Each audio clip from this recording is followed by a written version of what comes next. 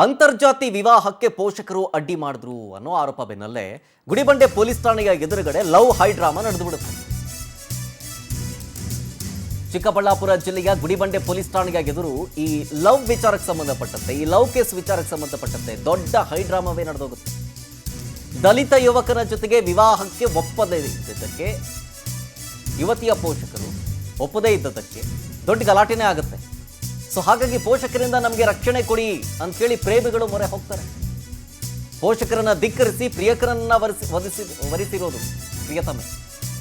ಈ ವಿರೋಧದ ಮಧ್ಯೆ ಪೊಲೀಸ್ ಠಾಣೆಯಲ್ಲೇ ಪ್ರೇಮಿಗಳಿಗೆ ವಿವಾಹವಾಗಿದೆ.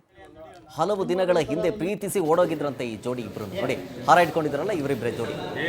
ದಲಿತ ಯುವಕ ಆಂಜನೇಯ ಜೊತೆ ದಿವ್ಯಶ್ರೀ ಲವ್ ಮ್ಯಾರೇಜ್. ಇದಕ್ಕೆ ಪೋಷಕರು ವಿರೋಧವನ್ನ ವ್ಯಕ್ತಪಡಿಸಿದ್ರು. ಅವರು ನಮ್ಮನ್ನೇನೋ ಮಾಡಿಬಿಡ್ತಾರೆ ಅಂತ ಹೆದರಿ ಪೊಲೀಸ್ ಠಾಣೆಯ ಮೆಟ್ಟಿಲೇರಿ ಪೊಲೀಸರ ಸಹಾಯ ಕೇಳಿದ್ದಾರೆ. ಪೊಲೀಸ್ ಠಾಣೆಯಲ್ಲೇ ಅವರಿಗೆ ಮದುವೆ ಮಾಡಿಸಲಾಗಿದೆ. ದಲಿತ ಸಂಘಟನೆಗಳ ಸಮ್ಮುಖದಲ್ಲೇ ಈ ಒಂದು ಪ್ರೇಮ ವಿವಾಹವಾಗಿದೆ. ಪೋಷಕರ ವಿರೋಧದ ನಡುವೆಯೂ ಕೂಡ